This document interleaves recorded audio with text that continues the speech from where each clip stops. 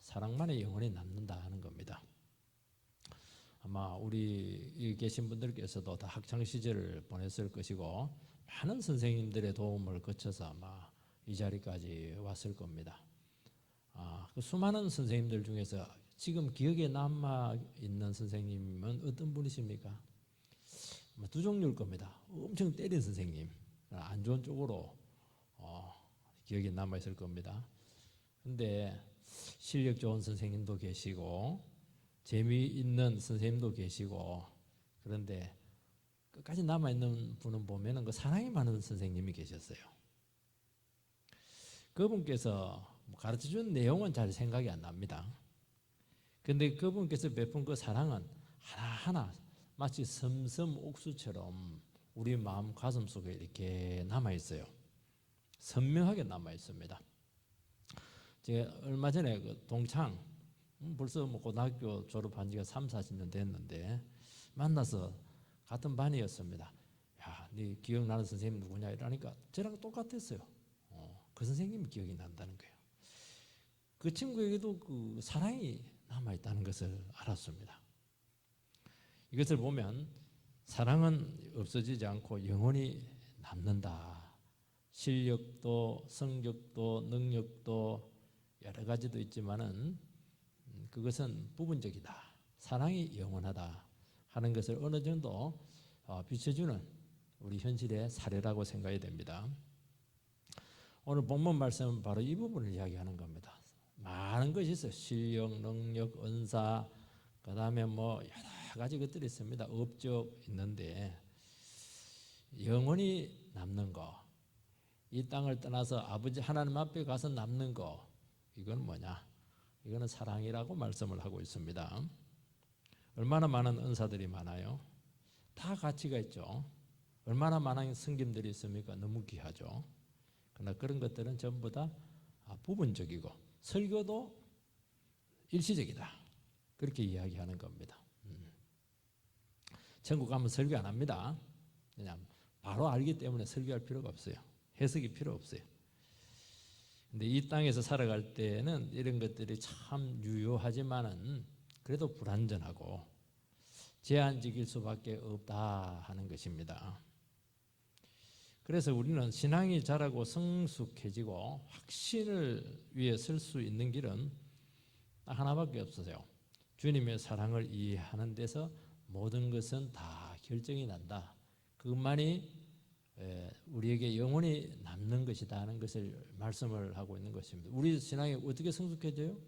주님의 사랑을 많이 받고 주님께서 나의 인생을 참 사랑으로 이끌으셨다는 것을 이해하는 데서 성숙해지는 겁니다. 모든 것은 거기로 기결이 된다고 말씀을 하는 것입니다. 딱 세 가지입니다. 첫 번째는 사랑은 사라지지 않는다 하는 것입니다. 8절 말씀을 보면 사랑은 언제까지나 떨어지지 아니하되 예언도 패하고 방언도 끝이고 지식도 패하리라. 사랑은 언제까지나 떨어지지 아니하되, 절벽에 막 사람들이 올라가다가 막 힘이 빠져가지고 막 다 우두둑 떨어지는데 사랑의 줄에 딱 매는 사람들은 안 떨어지고 올라간다는 겁니다. 중도에 없어지거나 사라지지 않는다는 것을 이야기합니다. 세상은 참 사랑을 많이 맺히지만은 사랑을 몰라요. 왜 소리를 지릅니까? 사랑을 달라는 것은 있는데 아무도 사랑을 주지 못하기 때문이고 또 뭐가 사랑인지 모르기 때문에 그렇게 하는 겁니다. 사랑이 뭘까? 누가 이제 성경적인 사랑에 대한 참 가까운 그 정의를 내린 것을 제가 봤는데요. 사랑은 제가 들어본 중에서 이게 제일 맞는 것 같습니다. 사랑은 그 사람의 본질적인 필요를 채워주는 것이다. 이게 참 맞는 것 같아요. 여러 가지 필요도 있잖아요.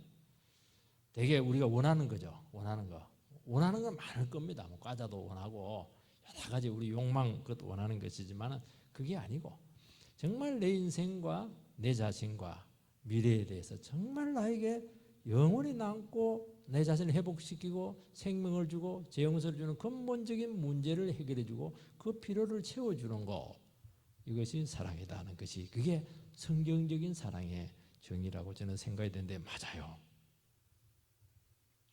우리는 다 하나님의 형상에 파괴되어 있지 않습니까? 어떻게 하든지 하나님의 형상이 회복되도록 주님을 닮아가도록 온갖 도움을 다 주는 것, 이것이 사랑이라는 것입니다. 그래서 하나님의 사랑을 받은 자녀들은 그 하나님의 사랑을 닮았어요.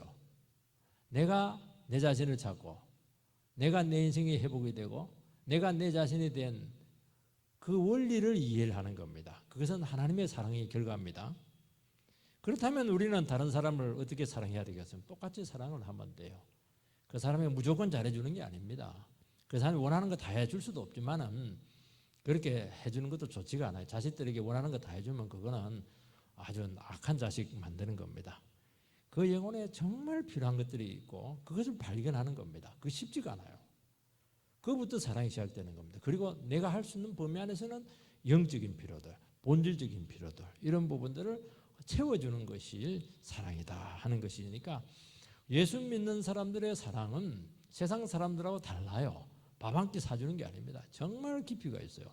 생각이 있는 거예요. 그리고 정말 총체적이다는 것을 알 수가 있습니다. 이런 사랑이 회복이 돼야 된다고 말씀을 하고 있는 것입니다. 여러분, 자녀들의 인생이 진정 잘 되도록 부모님들께서는 도울 겁니다. 무조건 잘해주는 것은 그것은 바른 것이 아니죠.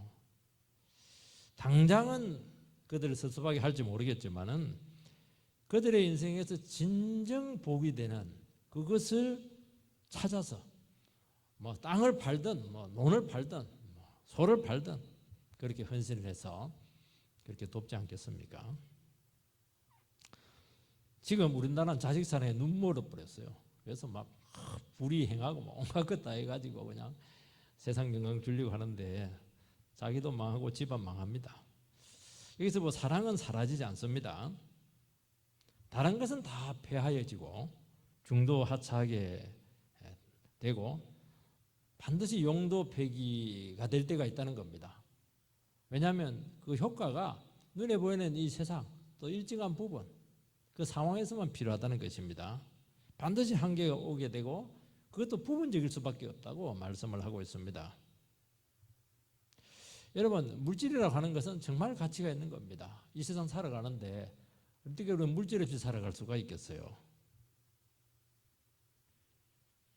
그런데 한계가 있습니다. 어떤 한계였냐니까 하나님의 사랑을 살 수가 없고 믿음을 살 수가 없어요.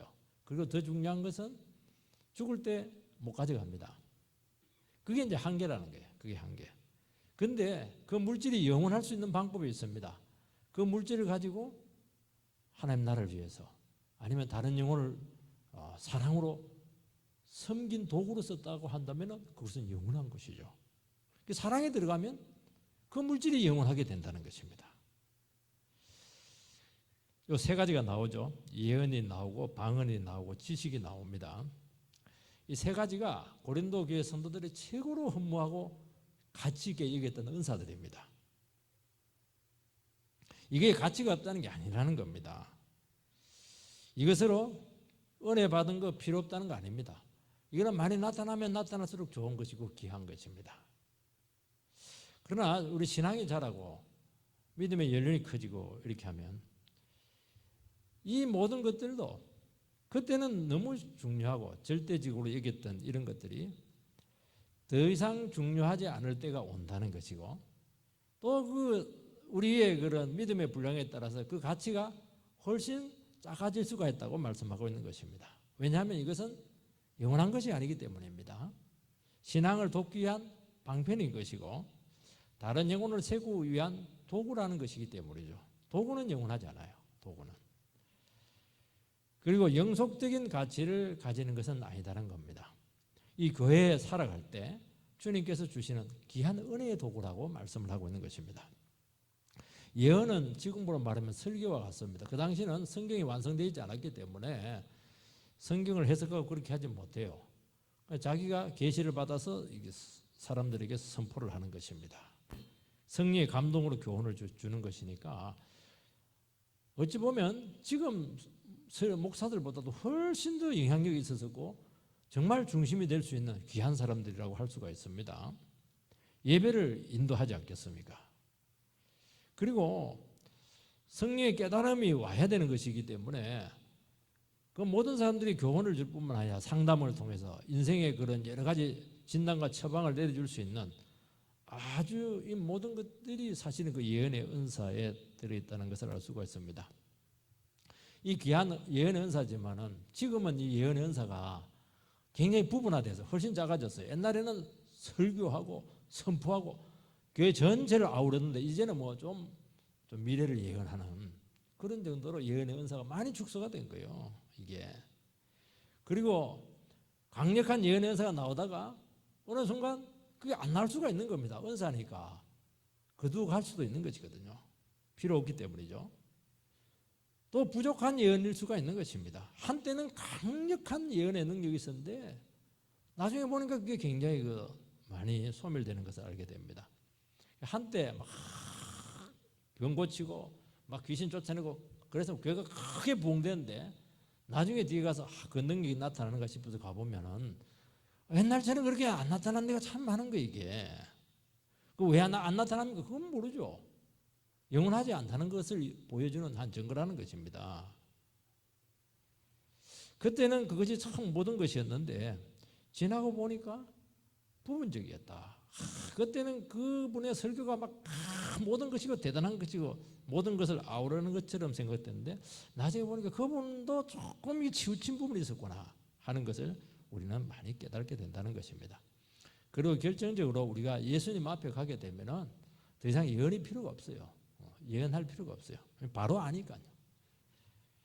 방언은 천사의 언어로 기도하는 것입니다. 우리가 인간의 언어로 표현할 수 없는 정말 깊은 부분들은 이것은 천상의 언어로 표현해야 될 때가 있다는 것이 얼마나 감동적입니까? 얼마나 은혜가 넘쳐요. 이게 대단한 것이죠.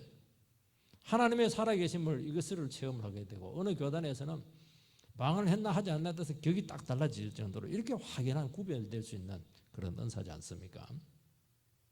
하늘의 감동이죠. 그리고 하나님이 믿어지게 되고 방언을 하면 확신이 막 더 이렇게 오는 것입니다. 그렇지만 이것도 한계가 있다는 것이에요. 그것을 통해서 신앙의 깊이를 가름하는 것은 아니다고 말씀하고 있는 것입니다. 방언 자체가 상과 인격의 변화로 다 나타나지 않는다는 거예요. 이게. 그리고 자칫하면은 영적 우월감에 빠질 수 있다는 것이죠. 그게 부분적이라는 거예요. 온전하지 못하고 어떤 경우에는 패할 수도 있다는 것입니다. 그 얘기를 하고 있는 거예요. 그리고 주님 앞에 가버리면 더 이상 그런 천상의 언어가 필요치가 않아요. 왜냐하면 바로 의사소통이 되기 때문에 커뮤니케이션이 되기 때문에 모든 것을 표현할 수 있기 때문에 그렇다는 것입니다. 이 지식은 신앙적인 지식도 될 수도 있고 세상적인 지식도 될 수가 있습니다. 참 지식은 놀라워요. 발견의 기쁨, 아는 기쁨이라고 하는 것은 정말 그 세상에서 정말 귀한 그런 기쁨을 주는 것을 알 수가 있습니다. 막 그때는 새로운 지식을 가지면 대단한 것 같고 내가 모든 것을 다 아는 것 같고 또 막 그대로 해야 될 것 같은데 시간 지나고 보면 한때입니다. 유행입니다. 신학교 교수님들 막 유학 갔다 와가지고 새로운 신학적인 지식을 갖고 막 한 3년 가르치면 똑같아. 또 새로운 교수님 오면은 또 그건 함부로 가버렸어. 바로 나타나요. 그래서 선생님 하기가 쉽지가 않겠다는 생각을 제가 참 많이 합니다. 끊임없이 자기를 이렇게 새로운 지식으로 채워야 되는데 어떻게 그렇게 할 수가 있겠습니까? 그리고 이 교리적인 지식이라고 하는 것은 신앙의 뼈대를 세우는 것이기 때문에 이거는 신앙의 자양분이 되지 못해요. 신앙을 풍성하게 하고 자라게 하지는 못하는 겁니다. 이단을 분별하는 데는 참 좋아요. 그리고 말씀을 보는데 도움을 많이 줄 수 있는 그 툴이 되는 거예요. 도구입니다. 근데 이게 고리적인 지식이라고 하는 것이 자칫하면 너무 논쟁적이 될 수가 있고 도리어 그 지식을 가지고 막 사람들에게 설파하고 이렇게 하는 과정을 통해서 사랑이 빠져버리고 사람이 냉랭하게 되고 가까이 하기 어려운 그런 존재, 저 사람에게 잘못 걸리면 뭐 뼈도 못 추리게 된다. 그렇게 될 가능성이 참 많은 겁니다. 치우칠 수가 있는 것이죠. 온전하지가 못해 이게. 이런 모든 것들은 우리가 자라고 깨닫게 하는 방편이고 수단이지 그 자체가 목적이 아니라고 말씀을 하고 있습니다. 그런데 오늘 뭐라고 말씀하냐니까 사랑은 영원히 떨어지지 않는다는 것입니다. 사랑은 자격 미달 이런 게 없어요. 용도 폐기가 없어요. 그리고 막 그냥 중도 하차 이런 것들은 없습니다. 사랑의 그 성격이 그래서 그래요. 사랑은 영원하다. 절대로 떨어지지 않는다.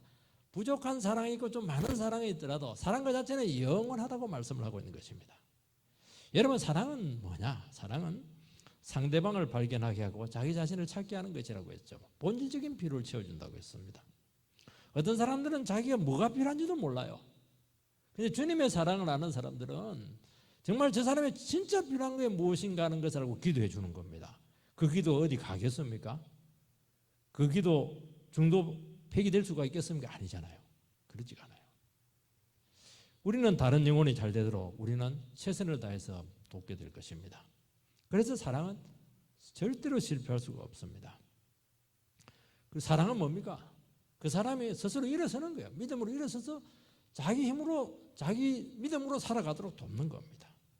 대신 살아주지는 않습니다. 그 사람의 인생을 책임져 주지 않아요. 정직하죠.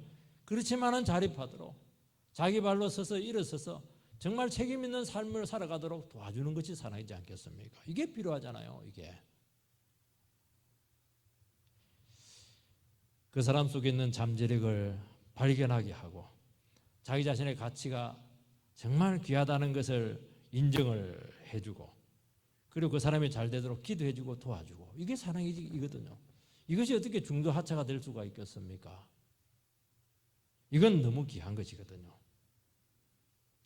절대로 자기 자신을 의존하게 하지는 않고 지배하려고 하지 않습니다. 그리고 어떻게 하든지 그 영혼 속에 성령님께서 역사를 해서 계속 주의 능력 가운데 살아가도록 기도해주고 도와주고 말씀을 가르쳐주고 그건 영원한 작업이에요. 언제까지요? 천국 가서까지 그 일을 해야 된다는 것을 말씀하고 있는 것입니다. 천국은 결혼하지는 않는다고 했죠. 왜 결혼하지 않느냐? 너무 결혼한 것 이상으로 더 가깝기 때문에 친밀하기 때문에 그렇다는 거예요. 그리고 하나님의 능력 가운데 살아갈 수 있도록 늘 각성시켜주고 깨우쳐주고 말씀을 가르쳐주고 참 이게 사랑이지 않겠습니까? 이게 그러니까 하나님의 말씀과 함께하고 성령과 함께하고 하나님의 능력과 함께하기 때문에 이거 변질되지 않아요. 늘 새롭고 더 깊어지고 강력해진다고 말씀하고 있는 것입니다. 우리가 하나님의 사랑을 알았듯이 그 영혼으로 하여금 하나님의 사랑을 받도록 도와줍니다. 참 이 부분은 어려운 것 같아요. 그래서 어떤 때는 아픈 사랑을 할 때도 참 많습니다. 어떤 사람들 어떨 때는 막 내가 직접 눈물을 닦아주고 싶은데 못 닦아주는 거예요. 그 영혼이 주님 앞에 나가서 눈물을 흘려야 될 때가 있는 것이고 죄를 통해 자복해야 될 때도 있는 것이고 그 아픔을 가지고 자기 스스로 그 인생의 문제를 고민하면서 해결해야 될 때가 있을 때 기도하면서 조용히 지켜봐주고 그래서 참 사랑이라고 하는 것은 너무너무 다방면에 그 영혼 모든 전체에 대해서 회복하고 도와주는 그 모든 총체가 사랑이라고 말씀하고 있는 것입니다. 우리는 은사도 사모해야 되고 주님도 많이 체험을 해야 되고 많은 능력을 받기를 소망하고 또 사모하시기 바랍니다. 그러나 그것보다 비교할 수 없을 정도로 중요한 것이 뭐냐? 사랑하는 것이라고 주님께서는 말씀을 하고 내가 사랑을 받고 내가 받은 사랑을 가지고 다른 사람을 사랑해 주는 이게 최고다. 믿음, 소망, 사랑 이 세 가지는 영원히 있는 거예요. 이 세 가지는 믿음은 영원합니다. 소망도 영원해요. 천국까지 가요. 그 전부 다. 그렇지만 그 중에 최고가 사랑이라 그렇게 말씀을 했습니다. 그 믿음보다 밑에 있는 은사잖아요. 능력이잖아요. 체험이잖아요. 그러니까 이 얼마나 이 사랑이 강력한 것인가 하는 것을 알 수가 있어요. 그래서 많은 재주가 없더라도 내가 사랑할 수 있는 능력을 가지고 있으면 그 사람이 최고로 가치 있다고 말씀을 하고 있는 것입니다. 사랑하는 것은 반드시 큰 것이 필요하지 않아요. 많은 재주가 필요하지 않아요. 그렇지만은 주님의 사랑을 가지고 끝까지 같이 갈 수가 있습니다.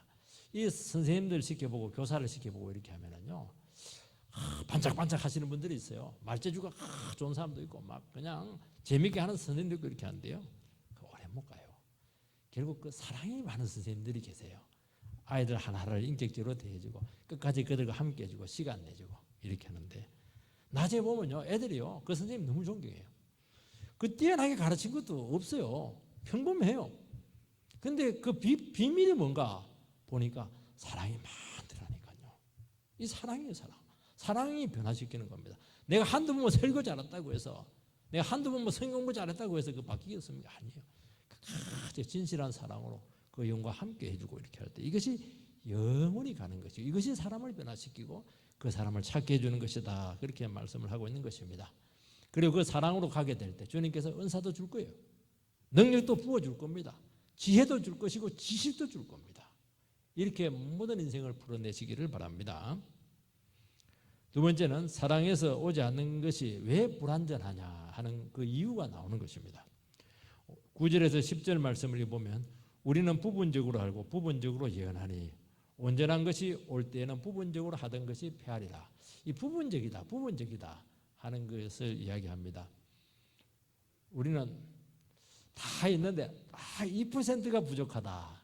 이제 그런 말을 많이 합니다. 다 잘해요. 기술도 있고 능력도 있고 재능도 있고 배경도 있고 노력도 열심히 하는데 뭔가 하나가 빠졌어요. 근데 이 뭔가 하나가 이게 굉장히 중요한 겁니다. 왜냐하니까 결정적인 순간 이것이 승부를 가리거든요. 투수 같은 경우에 뭐 잘 던져요. 뭐 속도도 있고 기교도 있고 뭐 변화구도 던지고 이렇게 하는데 결정적인 순간 완전히 한 점 승부가 이루어질 이 결정적인 순간에 확실한 주목이 있어야 되거든요. 그게 없는 거예요. 그거 없는 사람은 슈퍼스타가 될 수가 없어요. 왜냐하면 이것은 승부를 가름하는 것이기 때문에 그렇다는 겁니다. 잘해요. 부족하지 않아요. 근데 결정적인 순간 바로 이 2% 부족한 것이 허점으로 드러나게 된다는 겁니다. 그렇게 되니까 우리 인생이 미완성으로 끝나게 된다고 말씀하는 것입니다. 여러분 이 결정적으로 부족한 2%가 무엇이죠? 다 있어요. 머리도 좋고 지식도 있고 능력도 있고 경험도 많고 다 있어요. 딱 2%가 없어. 그게 사랑입니다. 여러분 인간이 아무리 뛰어나고 똑똑하고 가능성이 많아도 사랑으로 채워지지 않으면 바로 2% 결정적인 부분이 빠진 겁니다. 여러분 2%가 2%가 아닙니다. 이거 여러분 이 결정적인 부분이 빠졌다는 것은 이것은 절대로 완전한 승리 이 인생 자체가 승리로 이루어지지 않는다는 것을 이야기하는 것입니다. 그 완성이 되지 않는 거예요. 우리식으로 말하면 완성이 안 되는 거예요. 이게 여러분 비록 능력이 부족하고 좀 여러 가지로 구비된 것이 좀 딸릴지라도 사랑이 들어오면은 놀라운 일이 생깁니다. 그 2%가 딱 채워져요. 작은 데서 2%가 딱 채워지는 겁니다. 온전해지게 돼요. 빈틈이 없어요. 밸런스가 있습니다. 균형이 딱 있어요. 그렇게 해서 키워나가면 되는 거예요. 이게 다 했어요. 대단해요. 딱 하나가 없어요. 그게 문제예요. 그게 인생은 거기서 결판이 난다고 말씀하고 있는 것입니다. 제가 처음 목회할 때 저도 막 열심히 참 많았고 열정이 많았고 뭐 애들 한 명도 없는데 막 놀이터 막 뭐 집 찾아다니고 그냥 그 당시에 오락실 많았어요. 애들 막 그냥 막 계속 끌어모았어요. 최선을 다했어요. 많이 모였어요. 근데 할 때마다 어설펐습니다. 뭔가 부족했고 아쉬웠고 어설펐고 그 왜 그럴까? 왜 그럴까? 막 인연극도 하고 설교도 하고 성경 공부도 하고 공도 찾고 이랬는데 알게 되었습니다. 제 목회에 2%가 부족했어요. 그 사랑이라고 하는 변수가 딱 들어갔을 때 이상하게 만족이 되고 눈에 보는 처럼 결과가 나타나는데도 불구하고 이상하게 기쁨이 생기고 하나씩 열매가 생겼고 아이들 중에서 변화가 나타났어요. 그리고 은혜 받았다는 아이들의 말이 들리기 시작했어요. 그리고 풍성했습니다. 너무 신기했어요. 그게 뭔가 사랑이었다니까요. 그러면서 결정적으로 부족한 뭔가가 채워짐으로써 완성된다 하는 것을 알게 되었습니다. 여러분 아무리 크고 그래도 하자가 있으면 그거는 불량품입니다. 여러분 작아도 부족해도 딱 온전하면 그거는 완성품이에요. 질이 다른 거예요. 질이. 모차르트가 청년 시절 아버지와 같이 살았는데 빈에서 살았는데요. 같이 집에 살았어요. 아버지도 아주 뛰어난 음악가입니다. 모차르트가 좀 생활이 좀 방탕했잖아요. 친구들하고 막 술 시커먹고 오고 이렇게 하면 이제 아버지는 이제 주무시고 계시는 겁니다. 근데 또 이 악동 기질인지 발동을 하는 겁니다. 피아노를 쳐요. 자고 있는데 피아노를 치면 어떻게 해요? 밤늦게. 근데 피아노를 쳤는데 아주 교묘하게 칩니다. 조금씩 음계를 높여가면서 시끄럽게 막 연주를 합니다. 이제 마지막 화음, 클라이막스를 향해서 이제 올라갑니다. 그때 점점 느리게 하고, 느리게 한다는 것은 들으라는 거예요. 그 음계를 들으라는 겁니다. 자고 있는 아버지가. 그리고 점점 크게 칩니다. 그리고 마지막 결정기 한 음을 딱 빠뜨려요. 그리고 중단을 하고 자기는 자버린다는 겁니다. 늙은 부친은 이 음악가 아닙니까? 음악가는 이 감수성이 아주 예민하거든요. 미완성의 이 이게 그냥 꿈과 상상의 세계로 막 파고 들어오는데 그때부터 막 침대에서 막 뒤치락 엎치락 하는 겁니다. 왜냐하니까 이 미완성의 이 콩나물 대가리고 요게 그냥 마음에 걸리는 게 이게 그래서 결국에는 그 불편한 마음을 견딜 수가 없어가지고 일어나서 마지막 음을 연주했다는 겁니다. 그래서 아버지를 깨웠대요. 참 음악가들은 골려주는 것도 참 대단한 것 같아요. 음악적으로 예술적으로 그렇게 하는가 봅니다. 바울이 지금 말하는 것이 바로 이 부분입니다. 그렇지 않으면 인생에서 신앙에서 모든 삶에서 뭔가 다 있는데 결정적으로 부족한 부분이 있는 거예요. 콩나물 대가리 하나. 사랑으로 우리를 부른다는 것, 이것은 운명이라는 겁니다. 아무리 잘하고 아무리 뛰어나 많은 업적을 이루고 이렇게 했는데 뭔가 부족해요. 어설퍼 2%가 부족해요. 그것은 재능도 아니고 능력도 아니고 은사도 아니고 아무것도 아니에요. 딱 하나가 빠진 겁니다. 이해하든 이해하지 못하든 사랑이 들어가지 않아서 그렇다는 겁니다. 사랑이 들어가더라도 온전한 사랑이 아니고 이기적인 사랑이든지 하나님의 사랑은 아니라는 겁니다. 그래서 모든 것은 이 사랑으로 확인될 때 온전해지게 되고 완성이 된다고 말씀하는 것입니다. 우리는 부부간의 관계에서도 또 부모와 자식 간의 관계에서도 아니 엄마가 해준 게 뭐가 있어요? 저희 누님은 막 결혼해가지고 20, 30년 되고 나서 뭐 엄마한테 전화해가지고 엄마가 나한테 해준 게 뭐가 있냐고. 그래서 저희 어머니가 일주일 동안 그냥 시름시름 하는 것을 봤어요. 야 이년아 내가 안 해준 게 뭐가 있나?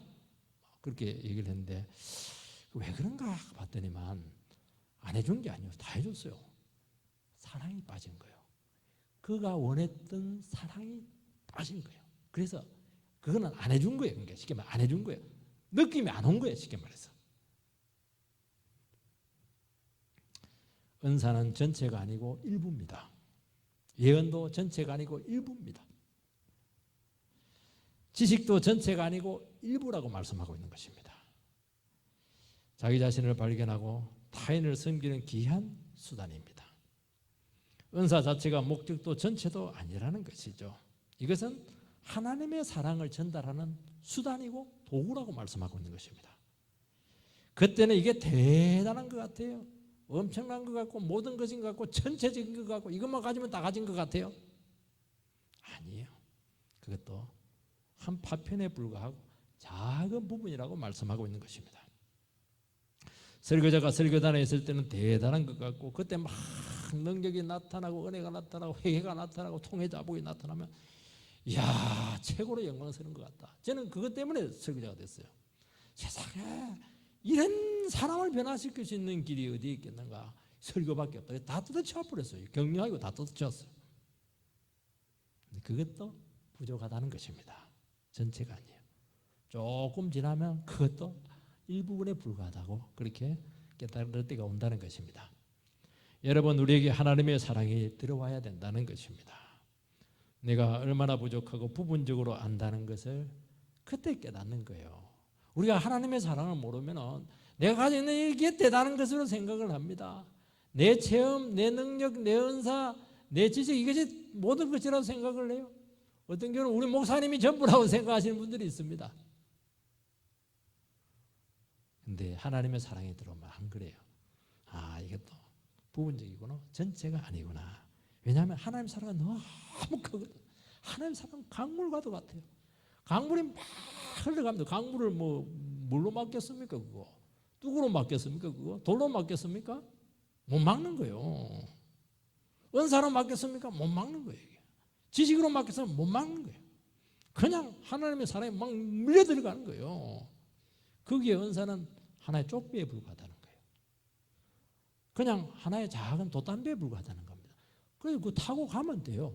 그 사랑이라고 하는 강물에 편성해서 타고 가면 하나님의 영원한 세계 속으로 들어갈 수가 있다고 말씀하고 있는 것입니다. 그러니까 우리가 하나님을 알게 되면 어떻게 하냐? 그 사랑을 알게 되면 어떻게 주장하는 자세가 될 수가 있겠습니까? 겸손한 자세로 영혼들을 대하지 않을 수가 없는 거예요. 왜냐하면 나도 부족하고 나도 부분이 있기 때문이죠. 그래서 나만 따라오면 된다. 그 사람 따라가면 안 됩니다. 그 사람은 지금 하나님의 사랑을 모르는 사람이에요. 굉장히 폭력적인 사랑을 하고 있는 겁니다. 어떻게 나만 따라오면 될 수가 있어요? 주님 따라가도록 자꾸 도와줘야죠. 내가 사랑받았던 것처럼 당신도 그런 사랑을 맛보기를 원한다고. 그런 자세로 도와줘야 되지 않겠습니까? 그때 어떻게 되냐? 하나님께서 그 영혼을 만져주시기를 원하고 그 영혼의 본질적인 필요를 채워주기를 원하게 되고 그것을 위해서 기도하게 되는 것이죠. 그 수단을 통해서 주님께서는 많은 사랑의 역사를 베푸시겠다고 하는 것입니다. 그게 사랑이라는 게 그게. 그때 뭐가 오느냐 하니까 온전한 것이 오게 되는 겁니다. 그럼 부분적인 것은 사라지게 된다는 거예요. 사랑으로 역사하는 것이 시작이 될 때 그때부터 이제 뭐가 온전해진다고 하는 것은 만들어진다는 거예요. 어설픈 게 아니라는 게 뭘 하나를 해도 확실해요. 만들어져요. 가정도 만들어지고 내 인생도 만들어지고 그 인생도 만들어지는 거예요. 얼마나 귀한 겁니까? 온전한 지식, 온전한 말씀, 온전한 성숙, 온전한 성김이 그때부터 시작이 된다고 말씀하고 있는 것입니다. 열심히 아니에요, 여러분들. 그래서 사랑으로 한 것만 온전하다. 온전한 것이면 그 앞에 거는 싹 없어진다는 거예요. 그거는 물러가야 된다는 거예요. 왜냐하면 사랑으로 역사하는 것보다 더 위대한 것은 없거든요. 사랑으로 한 것만 주님께서 받으십니다. 사랑으로 한 것만 변화를 일으키는 거예요. 그것만이 하나님의 선을 이룬다고 말씀하고 있는 것입니다. 그것을 통해서 주님께서 역사를 한다는 것입니다. 우리는 이 부분에 대해서 항상 부족함을 느낄 수밖에 없는 것입니다. 우리의 예수를 통해서 왜 이렇게 은혜가 많이 되고 변화가 되고 역사가 많이 나타납니까? 예수님의 사랑은 완전한 사랑이었거든요. 그분의 사랑 앞에서 뭐 안 되는 게 없는 거예요. 나는 곧 길이요 진리요 생명이니 나로 말미암지 않고서는 아버지께로 갈 수 없다는 거예요. 아버지께로 가야 인생이 매듭이 될 거 아니겠습니까? 완성이 되는 것이거든요. 왜요? 주의 사랑만이 아버지께로 우리를 인도하신다고 말씀하고 있는 것이냐. 부족하지가 않는 거예요. 그래서 우리는 어떻게 해야 되느냐. 내가 좀 죽지 않았구나. 내가 아직 세상 영광을 포기하지 못했구나. 내가 욕심 때문에 아버지의 사랑, 주님의 사랑을 내가 이걸 막고 있었구나 하는 것에 대해서 자꾸 깨닫게 된다는 겁니다. 그래서 자기 자신의 부족을 느낄 때 우리는 어떻게 되느냐. 자기 자신에 대해서 정직해지게 돼요. 그 자기 자신이 순수하게 됩니다. 가식을 하지를 않아요. 왜냐하니까 너무 귀한 하나님의 사랑의 이 강줄기를 내가 타고 있기 때문에 그렇게 하는 것이죠. 그래서 내가 뭘 좀 많이 하고 적게 하고 그게 중요한 게 아니라는 거예요. 뭐 큰 배 작은 배가 중요한 게 아닙니다. 그 물줄기 위에 강물을 타고 있으면 되는 거예요. 타고 있으면 가는 거예요. 그냥 그게 중요하다는 거예요. 지금 그러면서 점점 능력과 지혜와 은혜가 풍충만해지는 것입니다. 그리고 내 자신이 먼저 자라게 되는 것입니다. 내가 자란 만큼 사랑하거든요. 경직되지 않아요. 주장하지 않습니다. 왜냐하면 내 것으로 사랑하는 것이 아니거든요. 내 걸 갖고 하니까 막 경직되는 거예요. 막 주장하는 내 거니까. 내 거 아니에요. 우리는 주님 거예요. 그리고 하나님의 새로운 세계가 열린다는 것을 말씀하고 있는 것입니다. 세 번째는 사랑이 가져올 이 하나님의 세계가 열린다는 겁니다. 사랑만이 하나님의 세계를 열 수가 있다는 것입니다. 두 가지 비유입니다. 두 가지 비유를 통해서 우리의 영적인 미래상을 보여주고 있는데 하나는 어린아이 비유고 또 하나는 거울 비유입니다. 11절 말씀을 보면 내가 어렸을 때는 말하는 것이 어린아이와 같고 깨닫는 것이 어린아이와 같고 생각하는 것이 어린아이와 같다가 장성한 사람이 되어서는 어린아이의 일을 버려놓으라. 어린아이는 하나님의 사랑이 빠진 그런 신앙생활을 하는 사람이 어린아이입니다. 예수 안 믿는 사람은 아니에요. 예수 믿는데 믿는 게 너무 자기중심적입니다. 어린아이들은 모든 게 자기밖에 없지 않습니까? 애들 있으면 왜 싸우냐? 전부 다 자기 입장에서 다 주장하고 하니까 애들은 무조건 싸우게 돼 있어요. 어른이 꼭 필요합니다. 어른이 필요하면 이게 딱 정리가 되지 않습니까? 주님의 능력으로 자기도 모르는 말을 하기도 하고 자기도 모르는 능력을 행할 수도 있어요. 어린아이 때도 기도하면 능력이 나타나요. 근데 그것도 위험할 수가 있습니다. 자기 수준에서 한 것인데 그때는 모든 것을 아는 것 같아요.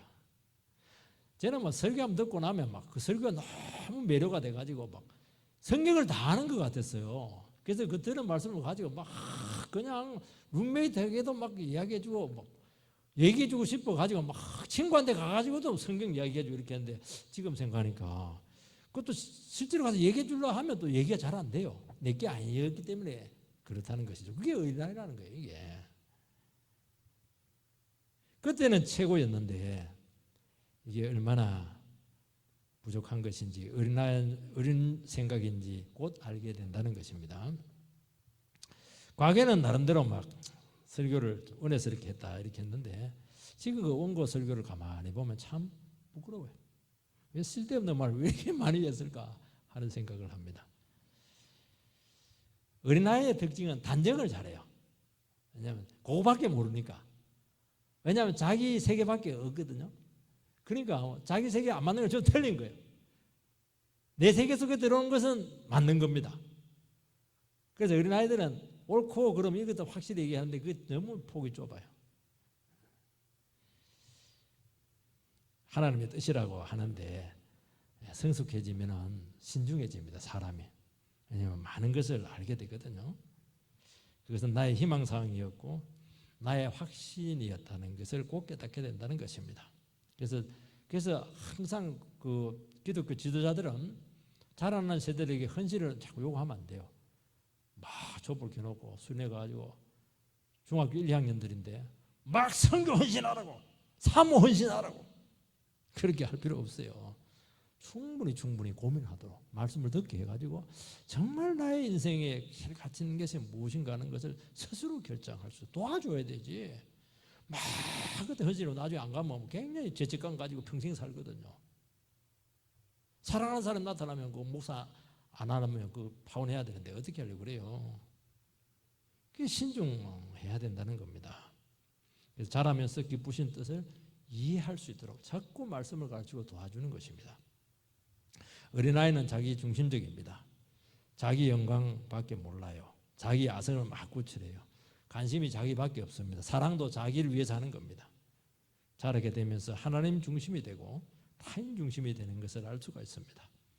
그래서 하나님의 영광을 추구하게 되고 하나님 나라를 세우려고 하는 것입니다.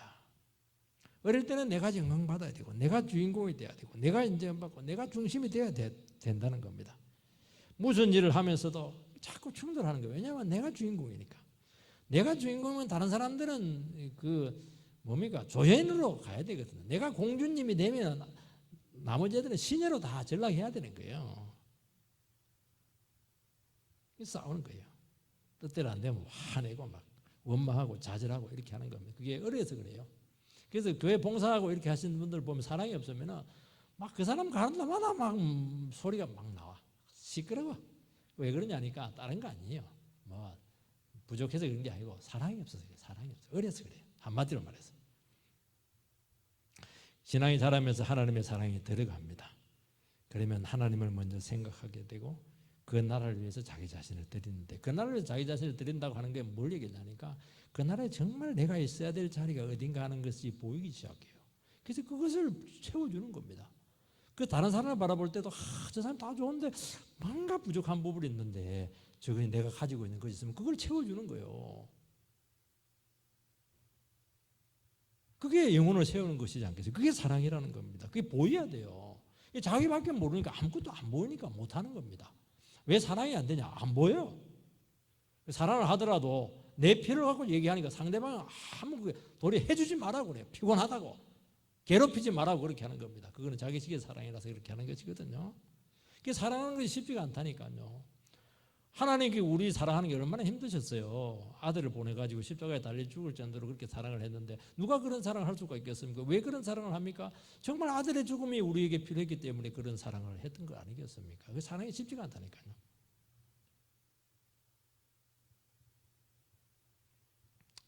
그리고 그 사랑을 할 때 내가 사는 겁니다. 자기를 부인하고 십자가 사랑으로 들어가는 것입니다. 내 안에 있는 사랑으로 하나님의 의를 이룰 수가 없어요. 그래서 자꾸 우리가 예수의 사랑을 받아서 내 자신을 자꾸 깨뜨려야 되는 것입니다. 내 고집을 버려야 돼요. 내 확신 그거 내려놔야 됩니다. 생사람 잡습니다. 그리고 내가 변해야 된다는 말을 입에 달고 살아야 돼요. 내가 부족합니다. 내가 변해야 됩니다. 그 얘기를 계속 해야 되는 겁니다. 왜냐하면 우리는 예수가 아니거든요. 주님이 얼마나 나에 대해서 오래 참아 주셨습니까? 우리는 다른 영혼에 대해서 얼마나 오래 참아주고 있습니까? 막 당장 화를 내고 막 복수는 하지 않아도 막 견디지는 못해요. 근데 우리는 참아줄 수가 있어요. 왜요? 하나님은 우리의 억울한 사정을 다 아시거든요. 그 하나님의 사랑을 우리는 이해를 하는 거예요. 하나님의 사랑을 이해를 하니까 다른 사람도 이해가 되는 거예요. 다른 사람들도 여유를 가질 수가 있는 것입니다. 마음에 들지 않아요. 저 사람하고 같이 가고 싶지 않아요. 저 사람이 왜 하필에 능평교에 와가지고 막 나를 그냥 피곤하게 만들까, 거슬리게 할까. 그 생각하고 있으면 계속 그 사람 붙여놓습니다. 왜냐하면 그 사람이 너무 필요한 사람이에요. 왜냐하면 나의 약한 부분을 싹 건드린 사람이거든요. 자꾸 기도하게 하는 사람이거든요. 그래서 감사하시기 바랍니다. 늘 얘기했잖아요. 거스른 사람 언제 꼭 데려가가지고 점심 사주라고. 그동안 나를 괴롭혀줘서 너무 고맙다고. 당신 때문에 내가 너무 많이 받거든. 말은 하면 안 됩니다. 속으로만 생각을 하세요. 그리고 보상을 하세요. 그 사람도 얼마나 나를 괴롭힌다고 힘들었는데요. 왜냐하면 그 사람 때문에 내가 있고 기도라도 한 번 더 했고 그렇게 하는, 그러면서 어른이 되는 거예요. 세상이라고 하는 것은 내 마음에 드는 사람들만 같이 갈 수가 없고 불편하고 반대적인 사람도 껴안고 가야 되는구나. 얼마나 어른스러운 생각을 합니까? 그리고 우리는 너무 지엽적이고 사소한 문제에 목숨을 걸 때가 너무 많아요. 막 술 먹을 때 술값은 막 몇백만 팍 내면서 막 시장 가가지고 막 콩나물 막 1, 200을 깎는 데는 목숨을 걸어요, 이거. 참. 우리 그런 사람입니다. 사소하고 지엽적인 거 싹 끄고 다 넘어가 버려. 싹 다 넘어가는 거예요. 왜냐하면 우리는 너무 큰 하나님의 사랑의 물줄기를 타고 있거든요.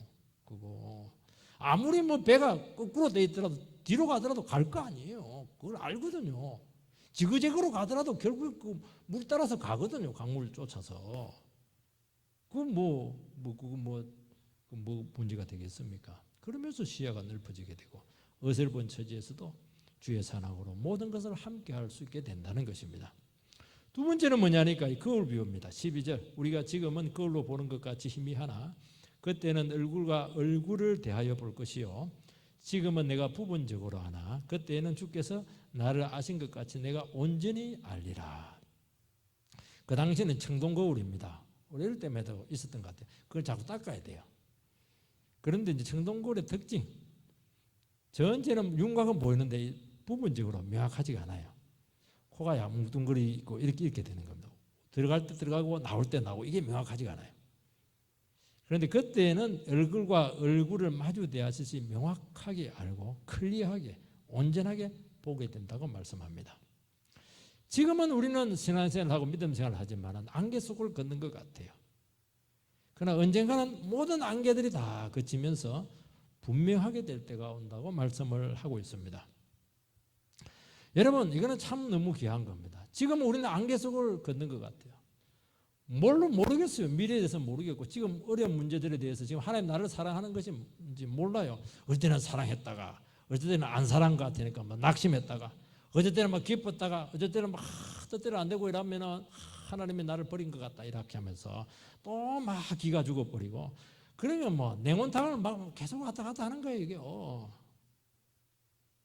그러니까 이게 명확하지가 않아요.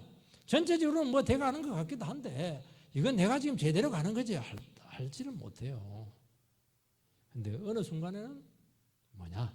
어느 순간에 모든 것이 안개가 싹 그치듯이 모든 윤곽이 다 드러나게 될 때가 온다는 겁니다. 그 안개가 그치게 하는 게 뭡니까? 사랑이에요. 하나님께서 나를 진짜 사랑한다는 것을 알게 될 때 모든 안개가 다 그치게 되면서 명확하게 된다는 겁니다. 내가 받은 상처도 이해가 되는 거예요. 내가 다른 사람보다 힘들게 살아가는 것도 이해가 되는 거예요. 저 사람이 나를 힘들게 하는 것도 이해가 되는 거예요. 왜요? 주님이 나를 사랑해서 주셨다는 걸 알게 되는 겁니다. 그러면서 내 인생을 사랑으로 다 풀어내요. 그 순간만 모든 게 안개가 싹 그쳐지게 되면서 클리어해지는 거예요. 클리어. 얼굴을 맞대어 보는 것처럼 명확하게 모든 것을 본다는 겁니다. 그래서 그 부분에서 불투명하면은 하나님 사랑했다 안 사랑했다 이렇게 해버리면 계속 청동 그걸 바라보면서 애매하게 인생을 걸어가는 겁니다. 하나님은 우리를 너무 잘 아세요. 나의 배경, 금수전지, 은수전지, 흑수전지, 성격, 지향, 기질, 고통, 형편, 약함, 억울함, 트라우마 다 알고 있습니다. 우리는 모른다고 생각을 해요. 우리가 진실하게 살리고 몸부림치는 거 알고 있습니다. 남몰래 기도한 거, 눈물 흘린 거 다 알고 있으세요. 우리가 그것을 그 하나님의 그 마음을 아는 만큼 우리가 잘하는 겁니다. 그게 사랑이잖아요. 그 사랑을 아는 거예요. 우리 자녀들이 부모의 사랑을 아는 것과 똑같잖아요. 그러면서 시근이 들잖아요. 그거는 뭐냐니까 부모의 마음을 이해를 했다는 걸 얘기하는 겁니다. 그래서 크리스찬들이 잘하는 것은 이 아버지의 마음, 하나님의 마음, 그 사랑을 이해하는 것입니다.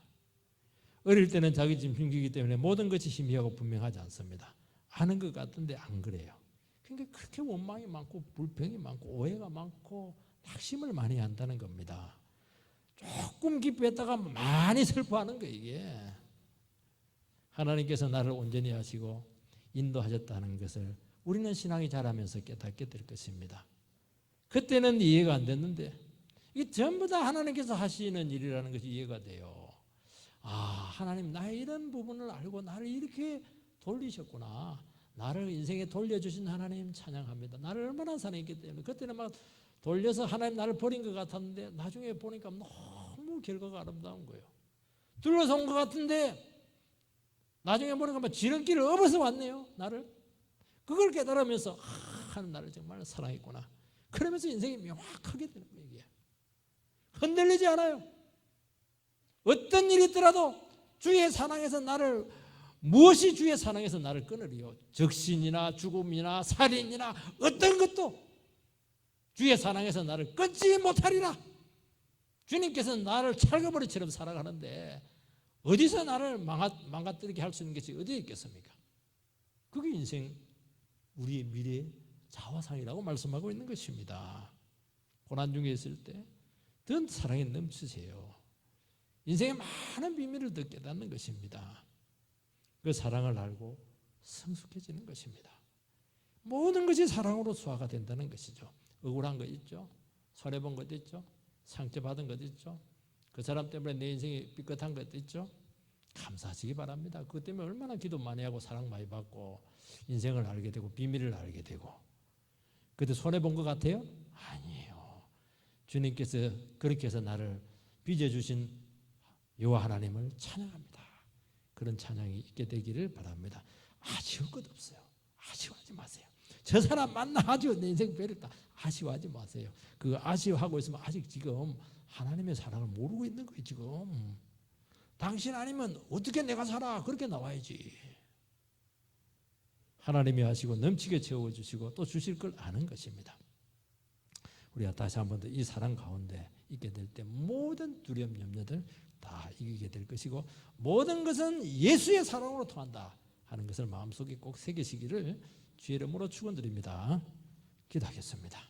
살아계신 하나님 은혜를 감사를 드립니다. 사랑만이 온전하다고 말씀했습니다. 믿음, 소망, 사랑은 항상 있을 것인데 그 중에 제일은 사랑이라. 참 기가 따갑도록 우리가 들었지만은 이 사랑이 이렇게 위대한 것인가 하는 것에 대해서는 우리는 잘 모르고 살 때가 너무 많았습니다. 하나님, 오늘 우리 이 시간 예수의 사랑을 가슴에 품을 수 있도록 우리를 인도해 주시옵소서. 지금 세상은 정말 사랑을 달라고 아우성이지만은 사랑을 받을 데가 없습니다. 그렇게 사랑을 요구하지만은 어디서 사랑을 찾아야 될지를 몰라서 저렇게 인생을 방황하고 있고 무너지고 있는 것을 알게 됩니다.